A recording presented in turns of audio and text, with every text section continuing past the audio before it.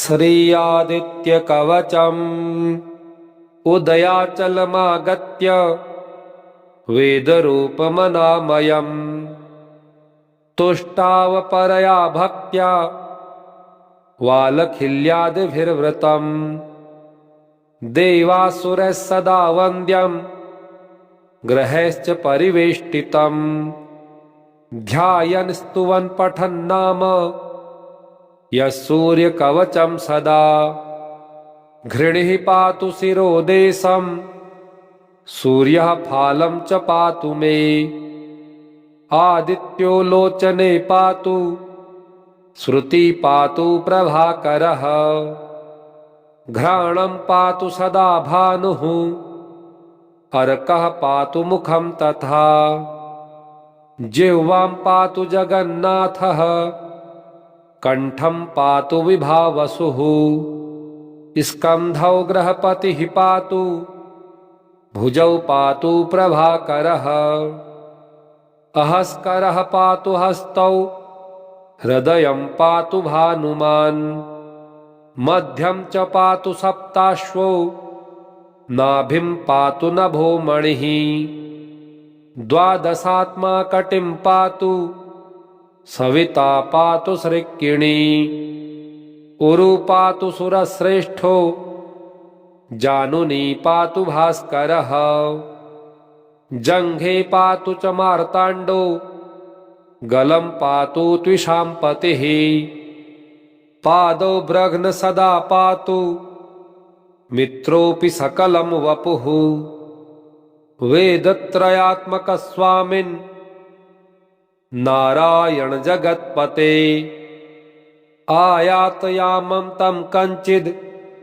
वेदरूपः प्रभाकरः स्तोत्रेणानेन सन्तुष्टो वालखिल्यादिभिर्वृतः साक्षाद्वेदमयो देवो रथारूढः समागतः तं दृष्ट्वा सहोत्थाय दण्डवत् प्रणमन् भुवि कृताञ्जलिपुटो भूत्वा सूर्यस्याग्रे स्थितस्तदा वेदमूर्तिर्महाभागो ज्ञानदृष्टिर्विचार्य च ब्रह्मणा स्थापितं पूर्वं यातयामविवर्जितं सत्त्वप्रधानं शुक्लाख्यं वेदरूपमनामयम् शब्दब्रह्ममयं वेदं सत्कर्म ब्रह्मवाचकम् मुनिमध्यापयामास प्रथमं सविता स्वयं तेन प्रथमदत्तेन वेदेन परमेश्वरः याज्ञवल्क्यो मुनिश्रेष्ठः कृतकृत्यो भवत्तदा ऋगादिसकलान् वेदान् ज्ञातवान् सूर्यसन्निधौ इदं प्रोक्तं महापुण्यं पवित्रं पापनाशनं यः पठे शृणुयाद्वापि सर्वपापैः प्रमुच्यते वेदार्थज्ञानसम्पन्नः सूर्यलोकमवाप्नुयात् उदयाचलमागत्य वेदरूपमनामयम् तुष्टावपरया भक्त्या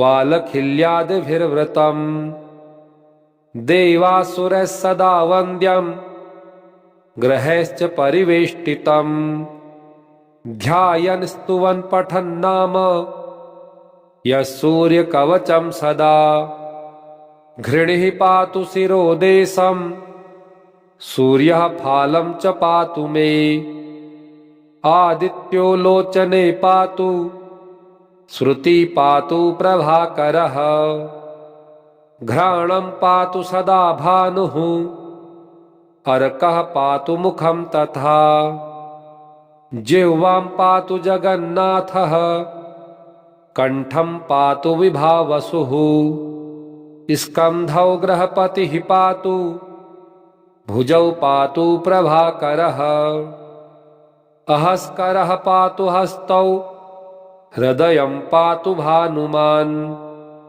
मध्यं च पातु सप्ताश्वो नाभिं पातु नभो मणिः द्वादशात्मा कटिं पातु सविता पातु सृक्किणी उरु पातु सुरश्रेष्ठो जानुनी पातु भास्करः जङ्घे पातु च मार्ताण्डो गलं पातु त्विषाम्पतिः पादौ ब्रघ्न सदा पातु मित्रोऽपि सकलं वपुः वेदत्रयात्मकस्वामिन् नारायण जगत्पते आयातयामं तं कञ्चिद् वेदरूपः प्रभाकरः स्तोत्रेणानेन सन्तुष्टो वालखिल्यादिभिर्वृतः साक्षाद्वेदमयो देवो रथारूढः समागतः तं दृष्ट्वा सहोत्थाय दण्डवत् प्रणमन् भुवि कृताञ्जलिपुटो भूत्वा सूर्यस्याग्रे स्थितस्तदा वेदमूर्तिर्महाभागो ज्ञानदृष्टिर्विचार्य च ब्रह्मणा स्थापितं पूर्वं यातयामविवर्जितं सत्त्वप्रधानं शुक्लाख्यं वेदरूपमनामयम् शब्दब्रह्ममयं वेदं सत्कर्म ब्रह्मवाचकम् मुनिमध्यापयामास प्रथमं सविता स्वयं तेन प्रथमदत्तेन वेदेन परमेश्वरः याज्ञवल्क्यो मुनिश्रेष्ठः कृतकृत्यो भवत्तदा ऋगादिसकलान् वेदान् ज्ञातवान् सूर्यसन्निधौ इदं प्रोक्तं महापुण्यं पवित्रं पापनाशनं यः पठे शृणुयाद्वापि सर्वपापैः प्रमुच्यते वेदार्थज्ञानसम्पन्नः सूर्यलोकमवाप्नुयात् उदयाचलमागत्य वेदरूपमनामयम् तुष्टावपरया भक्त्या वालखिल्यादिभिर्वृतम् देवासुरैः सदा वन्द्यम् ग्रहैश्च परिवेष्टितम् ध्यायन् स्तुवन् पठन्नाम यः सूर्यकवचं सदा घृणिः पातु शिरोदेशं सूर्यः फालं च पातु मे आदित्यो लोचने पातु श्रुति पातु प्रभाकरः घ्राणं पातु सदा भानुः अर्कः पातु मुखं तथा जिह्वां पातु जगन्नाथः कंठं पातु विभावसुः स्कन्धौ ग्रहपतिः पातु भुजौ पातु प्रभाकरः अहस्करः पातु हस्तौ हृदयं पातु भानुमान् मध्यं च पातु सप्ताश्वो नाभिं पातु नभो मणिः द्वादशात्मा कटिं पातु सविता पातु सृक्किणी उरु पातु सुरश्रेष्ठो जानुनी पातु भास्करः जङ्घे पातु च मार्ताण्डो गलं पातु त्विषाम्पतिः पादौ ब्रघ्न सदा पातु मित्रोऽपि सकलं वपुः वेदत्रयात्मकस्वामिन् नारायण जगत्पते आयातयामं तं कञ्चिद् वेदरूपः प्रभाकरः स्तोत्रेणानेन सन्तुष्टो वालखिल्यादिभिर्वृतः साक्षाद्वेदमयो देवो रथारूढः समागतः तं दृष्ट्वा सहोत्थाय दण्डवत् प्रणमन् भुवि कृताञ्जलिपुटो भूत्वा सूर्यस्याग्रे स्थितस्तदा वेदमूर्तिर्महाभागो ज्ञानदृष्टिर्विचार्य च ब्रह्मणा स्थापितं पूर्वं यातयामविवर्जितं सत्त्वप्रधानं शुक्लाख्यं वेदरूपमनामयं शब्दब्रह्ममयं वेदं सत्कर्म ब्रह्मवाचकं मुनिमध्यापयामास प्रथमं सविता स्वयं तेन प्रथमदत्तेन वेदेन परमेश्वरः याज्ञवल्क्यो मुनिश्रेष्ठः कृतकृत्यो भवत्तदा ऋगादिसकलान् वेदान् ज्ञातवान् सूर्यसन्निधौ इदं प्रोक्तं महापुण्यं पवित्रं पापनाशनं यः पठे शृणुयाद्वापि सर्वपापैः प्रमुच्यते वेदार्थज्ञानसम्पन्नः सूर्यलोकमवाप्नुयात् उदयाचलमागत्य वेदरूपमनामयम् तुष्टावपरया भक्त्या वालखिल्यादिभिर्वृतम् देवासुरैः सदा वन्द्यं ग्रहैश्च परिवेष्टितम् ध्यायन् स्तुवन् पठन् नाम यः सूर्यकवचं सदा घृणिः पातु शिरोदेशं सूर्यः फालं च पातु मे आदित्यो लोचने पातु श्रुति पातु प्रभाकरः घ्राणं पातु सदा भानुः अर्कः पातु मुखं तथा जिह्वां पातु जगन्नाथः कंठं पातु विभावसुः स्कन्धौ ग्रहपतिः पातु भुजौ पातु प्रभाकरः अहस्करः पातु हस्तौ हृदयं पातु भानुमान् मध्यं च पातु सप्ताश्वो नाभिं पातु नभो मणिः द्वादशात्मा कटिं पातु सविता पातु सृक्किणी उरु पातु सुरश्रेष्ठो जानुनी पातु भास्करः जङ्घे पातु च मार्ताण्डो गलं पातु त्विषाम्पतिः पादौ ब्रघ्न सदा पातु मित्रोऽपि सकलं वपुः वेदत्रयात्मकस्वामिन् नारायण जगत्पते आयातयामं तं कञ्चिद् वेदरूपः प्रभाकरः स्तोत्रेणानेन सन्तुष्टो वालखिल्यादिभिर्वृतः साक्षाद् वेदमयो देवो रथारूढः समागतः तं दृष्ट्वा सहोत्थाय दण्डवत् प्रणमन् भुवि कृताञ्जलिपुटो भूत्वा सूर्यस्याग्रे स्थितस्तदा वेदमूर्तिर्महाभागो ज्ञानदृष्टिर्विचार्य च ब्रह्मणा स्थापितं पूर्वं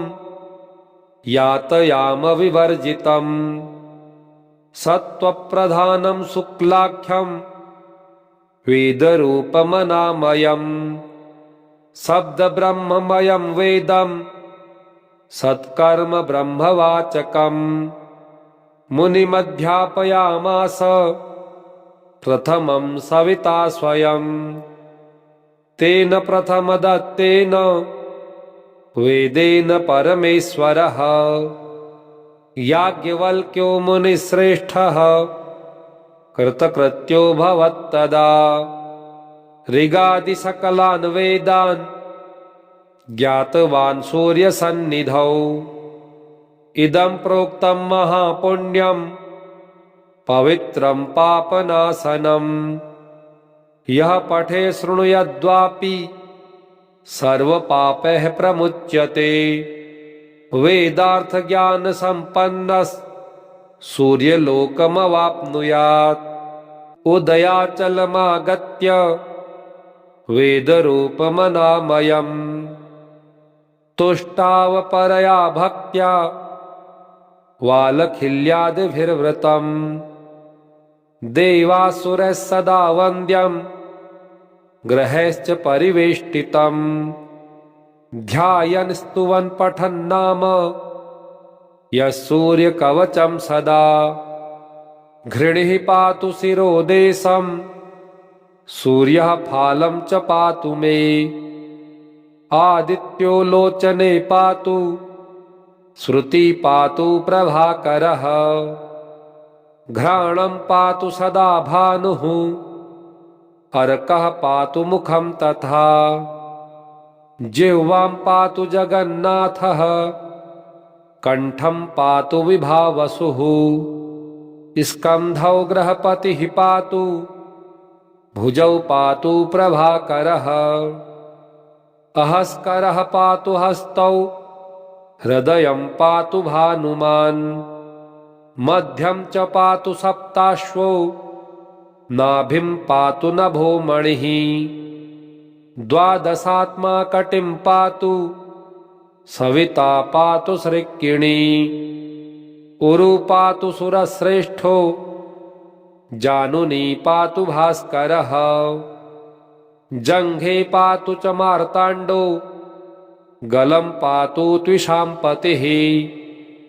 पादौ ब्रघ्न सदा पातु मित्रोऽपि सकलं वपुः।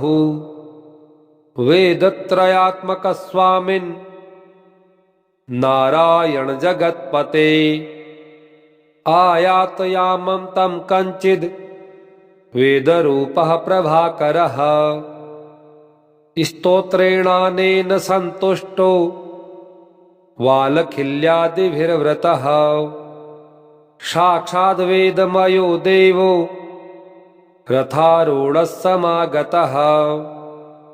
तं दृष्ट्वा सहोत्थाय दण्डवत् प्रणमन् भुवि। कृताञ्जलिपुटो भूत्वा सूर्यस्याग्रे स्थितस्तदा। वेदमूर्तिर्महाभागो ज्ञानदृष्टिर्विचार्य च। ब्रह्मणा स्थापितं पूर्वं यातयाम विवर्जितं। सत्त्वप्रधानं शुक्लाख्यं वेदरूपमनामयम्। शब्दब्रह्ममयं वेदं सत्कर्म ब्रह्मवाचकम्। मुनिमध्यापयामास प्रथमं सविता स्वयं। तेन प्रथमदत्तेन वेदेन परमेश्वरः। याज्ञवल्क्यो मुनिश्रेष्ठः कृतकृत्यो भवत्तदा। ऋगादिसकलान् वेदान् ज्ञातवान् सूर्यसन्निधौ। इदं प्रोक्तं महापुण्यं पवित्रं पापनाशनं। यः पठे शृणुयाद्वापि सर्वपापैः प्रमुच्यते। वेदार्थज्ञानसम्पन्नः सूर्यलोकमवाप्नुयात्। उदयाचलमागत्य वेदरूपमनामयम्। तुष्टावपरया भक्त्या वालखिल्यादिभिर्वृतम्। देवासुरैः सदा वन्द्यम् ग्रहैश्च परिवेष्टितम्। ध्यायन् स्तुवन् पठन् नाम यः सूर्यकवचं सदा। घृणिः पातु शिरोदेशं सूर्यः फालं च पातु मे। आदित्यो लोचने पातु श्रुति पातु प्रभाकरः। घ्राणं पातु सदा भानुः अर्कः पातु मुखं तथा। जिह्वां पातु जगन्नाथः कंठं पातु विभावसुः। स्कंधौ ग्रहपतिः पातु, भुजौ पातु प्रभाकरः। अहस्करः पातु हस्तौ, हृदयं पातु भानुमान्। मध्यं च पातु सप्ताश्वो, नाभिं पातु नभो मणिः। द्वादशात्मा कटिं पातु, सविता पातु सृक्किणी। उरु पातु सुरश्रेष्ठो, जानुनी पातु भास्करः। जङ्घे पातु च मार्ताण्डो, गलं पातु त्विषाम्पतिः। पादौ ब्रघ्न सदा पातु, मित्रोऽपि सकलं वपुः। वेदत्रयात्मक स्वामिन्, नारायण जगत्पते। आयातयामं तं कञ्चिद्, वेदरूपः प्रभाकरः।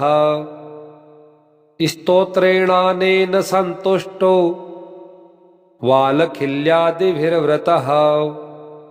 साक्षाद्वेदमयो देवो, रथारूढः समागतः। तं दृष्ट्वा सहोत्थाय, दण्डवत् प्रणमन् भुवि। कृताञ्जलिपुटो भूत्वा, सूर्यस्याग्रे स्थितस्तदा।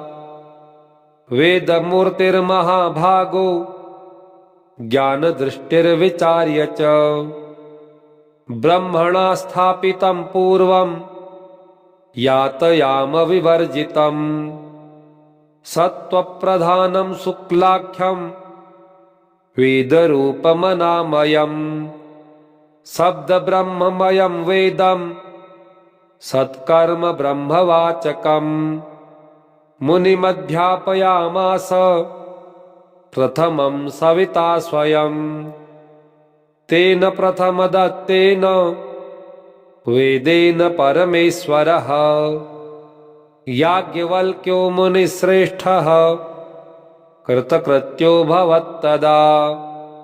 ऋगादिसकलान् वेदान्, ज्ञातवान् सूर्यसन्निधौ। इदं प्रोक्तं महापुण्यं, पवित्रं पापनाशनम्।